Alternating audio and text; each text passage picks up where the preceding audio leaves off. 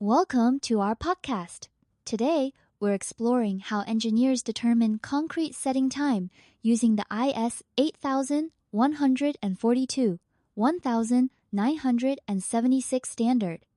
To kick things off, can you explain why understanding the setting time of concrete is so crucial in construction projects? Absolutely. Setting time defines the window during which concrete remains workable before it solidifies.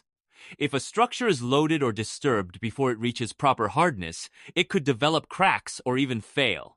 So, accurate assessment helps ensure both safety and durability on construction sites. That makes sense, especially for large-scale pours where timing can impact logistics.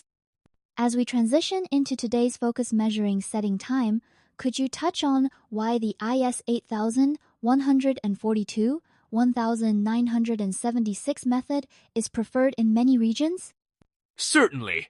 IS 8142 1976 is widely adopted because it offers a standardized, reproducible approach using penetration resistance. This reduces ambiguity and allows engineers to compare results across different batches and sites, which is key for quality control. Now that we understand its significance, let's discuss the tools required. Could you detail the apparatus specified in IS 8142 1976 and why each is necessary for the test? The main equipment includes a penetrometer, which measures resistance as needles penetrate the concrete. We also use a mold typically 150 mm in depth to hold the test sample, a stopwatch to track time precisely, a weighing scale for accurate mix proportions, and a steel trowel for surface preparation.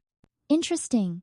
In your experience, do variations in mold size or needle calibration impact the test's accuracy? Great question. Absolutely, using a different mold size alters the sample's mass and heat dissipation, potentially skewing results.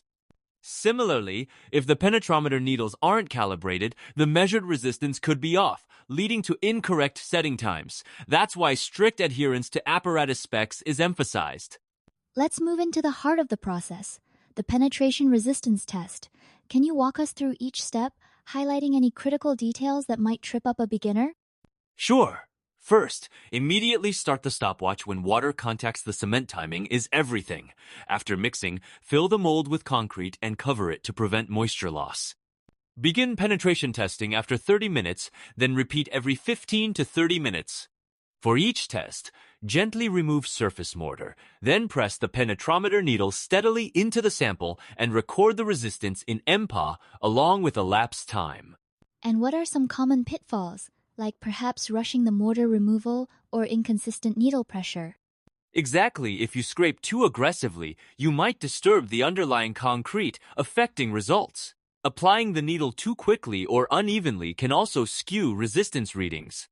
Consistency and patience are key to obtaining reliable data throughout the testing window. Once the data is collected, interpreting it correctly is vital. Could you explain how initial and final setting times are identified and what these mean in real-world terms? Certainly. The initial setting time occurs when penetration resistance reaches 3.5 MPa, indicating the mix starts to lose plasticity.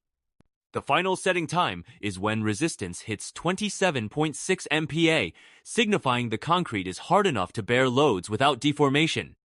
For example, if water is added at 10:00 a.m., and you reach 3.5 MPa at 11:15 a.m., your initial setting time is 1 hour 15 minutes. If 27.6 MPa is hit at 2:10 p.m., that's a final setting of 4 hours 10 minutes. How do these timings influence decisions on site, like finishing operations or formwork removal? Great point. Operations like troweling or surface finishing must be completed before the initial set, while formwork, removal, or loading should wait until after the final set. Misjudging these windows can compromise surface quality or structural integrity, underscoring why precise measurement is so critical.